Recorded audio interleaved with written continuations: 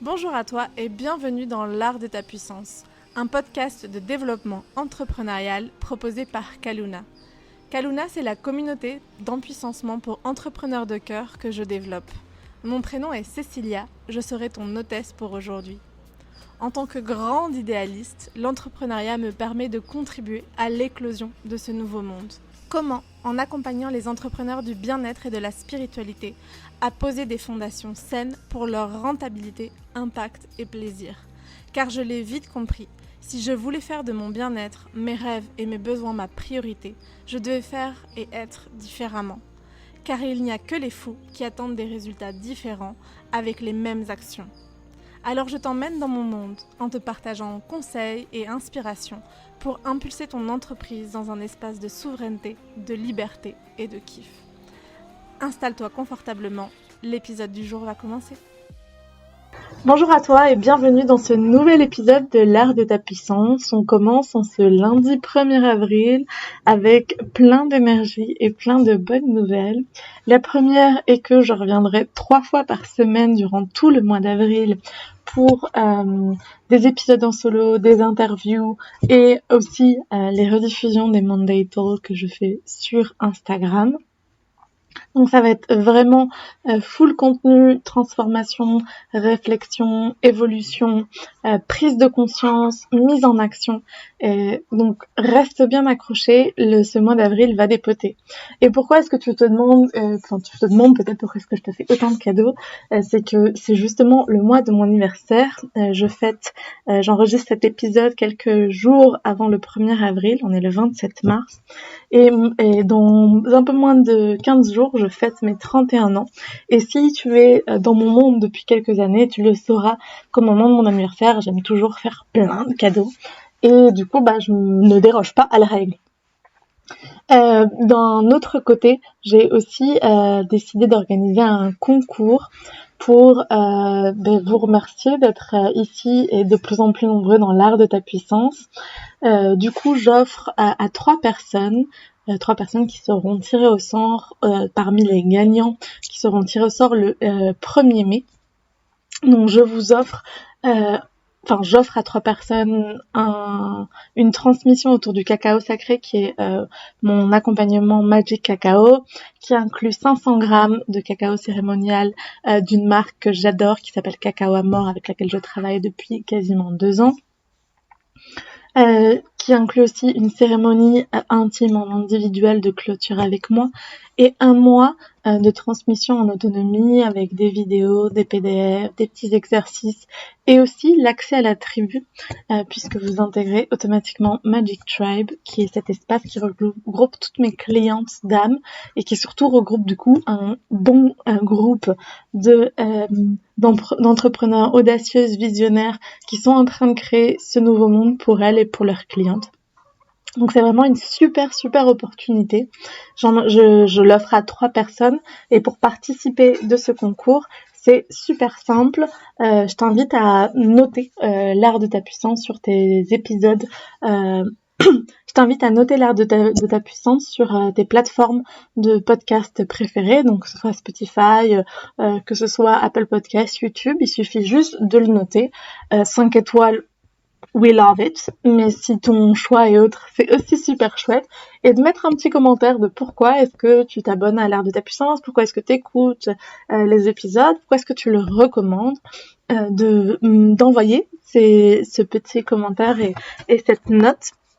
Et de faire un screenshot une fois que tu l'as envoyé et de m'envoyer ce screenshot à mon adresse mail hello@kaluna.cc, comme ça je pourrai savoir que tu as participé et au 1er mai tu fais partie du tirage au sort pour savoir qui va gagner.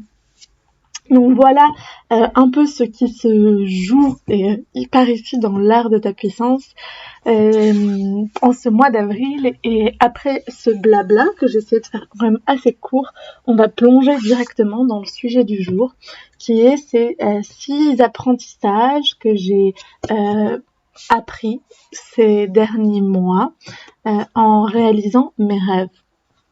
Donc le contexte, si tu ne le suis pas, c'est que ça fait 7 ans, 8 ans maintenant même, que je suis nomade, donc je voyage énormément. Il y a eu des moments où j'étais un peu plus sédentaire, notamment en Europe. Enfin bref, c'est une longue histoire que j'ai déjà racontée dans un épisode de podcast. Et l'épisode 32, je réponds à vos questions Instagram, donc je vous parle un peu de d'où je viens, de ma vie au Pérou, de ma vie de nomade, de ma vie aux Canaries. Je vous raconte dans cet épisode que je veux m'acheter un terrain aux Canaries. Mes ambitions ont totalement changé, mais ça c'est un peu ma réalité à moi. Peut-être que je referai un épisode si vous avez envie que je refasse une FAQ, n'hésitez pas à me le dire parce qu'il y a pas mal de choses qui ont changé dans mes projets, dans mes envies, et ce sera avec plaisir de vous les partager si ça vous intéresse. Et toujours est-il que je rentre de 4 mois de voyage, je suis repartie au Pérou et je suis allée aussi un peu plus d'un mois en Colombie. Il s'est passé plein de merveilleuses choses, j'ai vraiment pu fermer un cycle. J'y suis allée avec l'intention justement de réaliser mes rêves, puisque ça fait très très longtemps que j'ai envie de reprendre cette vie vraiment nomade en mouvement, et que j'avais très envie de retourner en Amérique latine.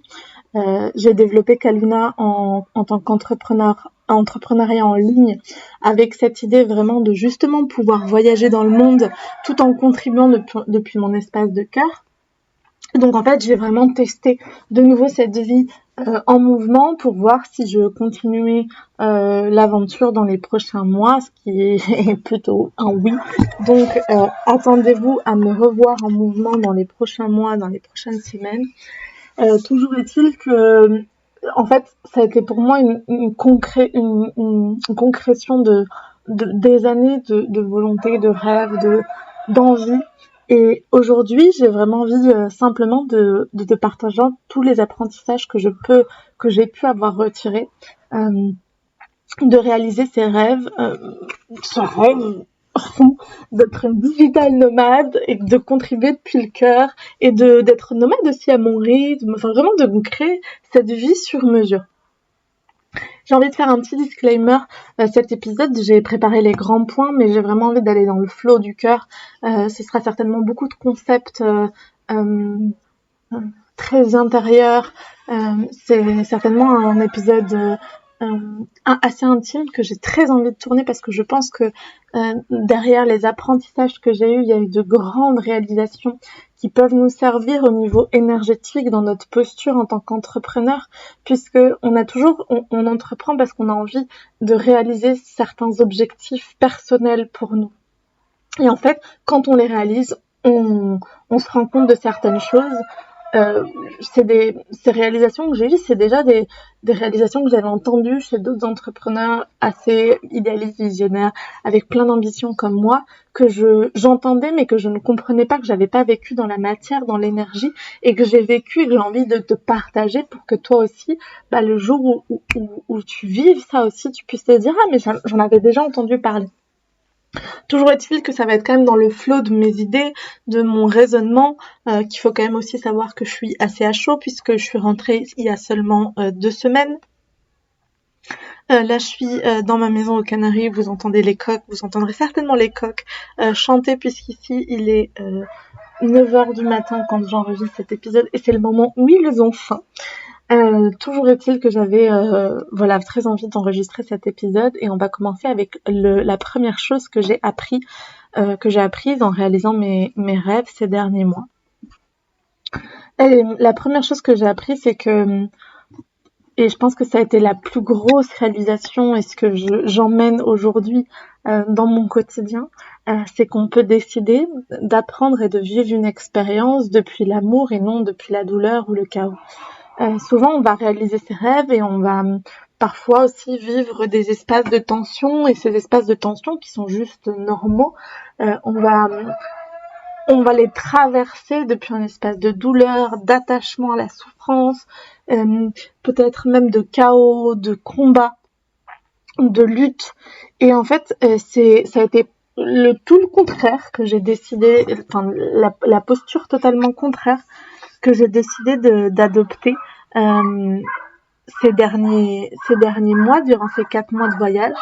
Et ça a été Ça a été hyper transformateur parce que de comprendre que j'étais pas du tout obligée d'être dans la lutte et que même s'il y avait des espaces de difficulté, en fait, je pouvais me prendre dans les bras, être mon papa, être ma maman, m'apporter de l'amour, m'apporter ce que j'avais peut-être pas reçu à un certain moment de ma vie. Et juste apprendre et avancer et vivre. Parce qu'en fait, c'est pas parce qu'on réalise ses rêves qu'on ne vit pas des difficultés. Et ça pourrait être une autre chose que j'ai appris. Mais ça, je l'ai appris il y a très longtemps. Peut-être que c'est un peu la petite cerise sur le gâteau des petits autres apprentissages que je vais aller te disséminer au fur et à mesure. Parce que définitivement, réaliser ses rêves, ça ne veut pas dire que tout est beau, tout est rose. Et que du coup, à l'intérieur de ces montagnes russes, que peut être la réalisation de tes grands projets, tu peux décider de surfer la vague depuis un espace d'amour ou depuis un espace de difficulté. Le deuxième point que j'avais envie d'aborder, c'est justement peut-être comment faire concrètement, au moins dans l'énergie, comment se permettre d'apprendre depuis un espace d'amour et non depuis un espace de difficulté, de douleur.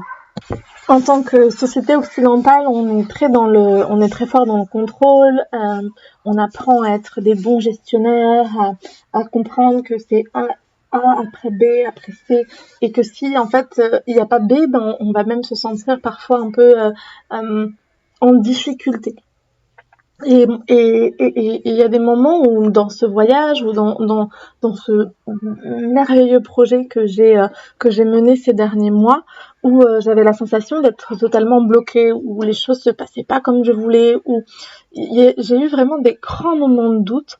Et ce que j'ai réalisé, c'est que le mouvement appelait le mouvement, le mouvement nourrissait le mouvement, et qu'à partir du moment où je restais pas bloquée dans mon mental et dans ce que mon ego voulait absolument et que je mettais de la flexibilité, c'est là où je pouvais sortir du contrôle et rentrer dans le flot de la vie, et du coup d'être vraiment canal de cette vie qui avait envie de me traverser, de cette source de vie qui avait envie de me traverser. Et c'est là où du coup en fait les rêves ne peuvent pas se construire depuis un espace de contrôle. On peut avoir un budget prévisionnel, on peut avoir une planification, on peut avoir tout un masculin qui soutient notre élan, et en même temps ce masculin il n'est pas là pour être rigide, il est là pour soutenir et du coup s'adapter et suivre le mouvement de la vie. Et du coup, je pense que ces 4 derniers mois, j'ai appris à quel point réaliser ses rêves demandait énormément d'être dans le flow et non dans le contrôle.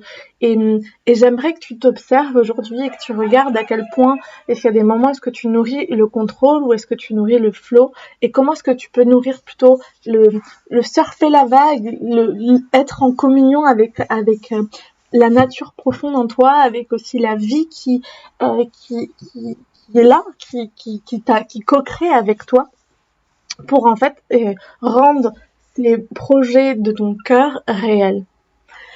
La troisième idée que j'avais vraiment envie de te partager, c'est que et ça va aussi avec le fait de comment est-ce qu'on apprend depuis l'amour. En fait, à partir du moment où on se met au service de projets qui vont au-delà de nous, et donc au moment où on rentre dans le flow, on se rend compte aussi qu'on nourrit des rêves qui sont les rêves de notre cœur et qui sont pas les projections de notre mental, qui sont pas la volonté de notre ego. C'est pas si tu veux tu peux, mais c'est je ressens et je vis. Et donc quand on réalise ces rêves de cœur, et qu'on apprend depuis l'amour, il y a vraiment un espace de tranquillité, de guérison qui se met en place. C'est-à-dire que peu importe les challenges que tu vas pouvoir vivre en chemin et qui seront là, comme tu vas te laisser traverser par eux, par cet amour, par cette vie, par ce flot, il y a un vrai espace de guérison qui va se mettre en place.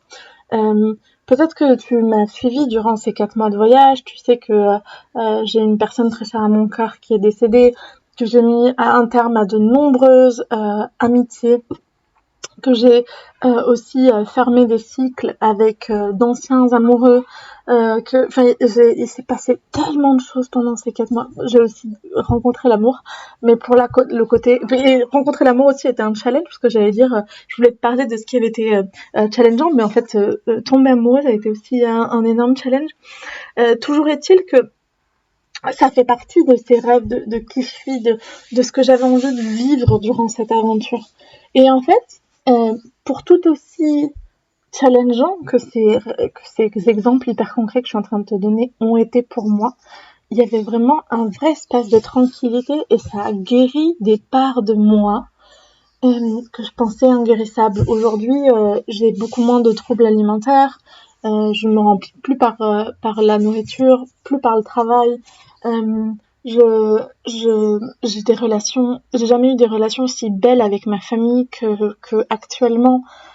Je vois dans la matière à quel point cette guérison qui s'est opérée intérieurement me permet aussi d'avoir une vie d'autant plus douce, d'autant plus tranquille.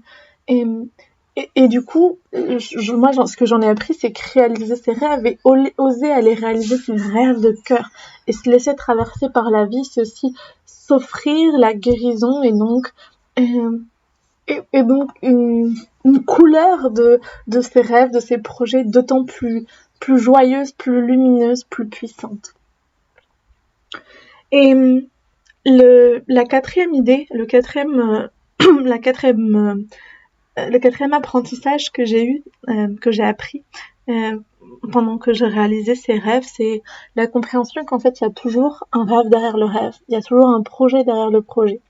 Et c'est là où c'est hyper important de regarder si on est dans le contrôle, si on est dans le rêve de l'ego, dans l'illusion du coup, ou si on se met vraiment au service de notre cœur, au service de la vie qui veut nous traverser, et où là du coup, ouais, il y a quelque chose derrière, et c'est ok. En fait, à partir du moment où on atteint un nouveau palier de ce qu'on pensait impossible, peut-être que 6 mois, 2-3 mois avant de partir, 4 mois sur les routes, je me disais ce serait impossible que je revienne avec encore de l'argent. J'imaginais les catastrophes, j'imaginais devoir demander, enfin bref. Et en fait, ça s'est pas passé comme ça. Tout s'est passé de manière hyper chouette, et donc je me suis rendu compte que j'étais capable d'un nouveau niveau d'abondance, de sécurité financière, de sécurité matérielle, de sécurité intérieure, d'amour, de réalisation, d'impact pour mes clientes. Il y a vraiment comme un nouveau palier qui s'est opéré à l'intérieur de moi et à l'extérieur, et qui me permet du coup aussi de toucher de nouveaux rêves. Je me dis, ok, si là je suis capable de ça, pourquoi est-ce que je serais pas capable du niveau suivant? Et il y a vraiment quelque chose comme ça qui s'est impulsé pour moi, que je sens hyper tangible à l'intérieur, et qui fait partie intégrante de ok, il y a un rêve derrière le rêve, en même temps c'est une réalisation de mon cœur, c'est une pulsion de vie, j'ai envie d'y répondre, et en même temps je reste réellement très attentive à ce que ce ne soit pas l'illusion de l'ego, et aller regarder cette ligne fine euh, entre, entre la volonté et la motivation. La cinquième idée que j'avais envie de te transmettre aujourd'hui, c'est que justement dans cette idée qu'il y a toujours un rêve derrière le rêve, c'est que rien n'est trop beau, et qu'à partir du moment où tu te mets au service de la vie à l'intérieur de toi, tu as le droit d'avoir envie, par exemple, d'acheter un terrain cash, une maison cash, où ce soit où que ce soit en France, en Europe, dans le monde, tu as le droit d'avoir envie d'élever tes enfants en instruction en famille, si c'est le cas. Tu as le droit d'avoir envie de voyager avec toute ta famille en Europe, en van, si c'est le cas. Tu as le droit d'avoir envie d'une relation amoureuse, saine, avec de l'expansion. En fait, rien n'est trop beau. Rien n'est trop beau pour toi. Et rien n'est inatteignable à partir du moment où c'est quelque chose qui est à l'intérieur de toi. Parce que la vie, elle va co-créer, en fait. Et parce qu'il n'y a pas de limite. Il y a des limites. Il y a plein de ressources qui sont limitées. Notre temps, l'argent, c'est limité, mais c'est infini. C'est un autre sujet sur lequel j'aimerais beaucoup faire un épisode de podcast, parce qu'en fait, je me suis rendu compte que dans le New Age spirituel, on parlait beaucoup de l'abondance illimitée, de l'argent illimité. En fait, ces ressources, elles sont limitées, parce qu'on est dans un monde de division. Par contre, quand on se connecte à notre infinie sagesse à l'intérieur de nous, c'est que c'est infini. C'est qu'il y a une spirale qui peut partir de nous et qui peut nous connecter qui nous connecte d'ailleurs à la terre et au ciel, et qui nous traverse, et que cette spirale, elle peut nous permettre de canaliser toutes les ressources qu'on a envie. Mais c'est infini, c'est une spirale. C'est pas illimité, c'est pas une exponentialité. C'est une canalisation depuis notre centre qui tourne autour de nous, à l'intérieur de nous, à travers nous et à travers tout notre écosystème. Donc rien n'est trop beau, rien n'est inatteignable à partir du moment où tu es dans ton centre, où tu te mets au service de la vie. Et le sixième apprentissage que j'avais envie de te partager aujourd'hui, que j'ai réalisé mes rêves, c'est que j'ai énormément cultivé la gratitude et je continue de cultiver la gratitude. J'aime et j'admire tellement toutes ces parts de moi, toutes ces Cécilia qui ont investi encore et encore en elles. Si aujourd'hui j'en suis là, c'est pour toutes ces Cécilia du passé. C'est pour aussi toutes ces anciennes vies que j'ai vécues. C'est pour toutes ces incarnations qui ont été la mienne et depuis tellement de vies. Et c'est pour toute cette implication encore qu'aujourd'hui j'en suis où j'en suis, en ayant traversé l'enfer, en ayant vécu ce que j'ai vécu, j'en suis là aujourd'hui. C'est moi qui ai créé ça. Et quelle gratitude, et quelle humilité, et je sais qu'il y a encore beaucoup à venir. Et en même temps, c'est waouh. Donc aujourd'hui, comment est-ce que tu peux te mettre aussi au service de la gratitude, de l'humilité, de la joie dans ta vie, de tout ce chemin que tu as parcouru?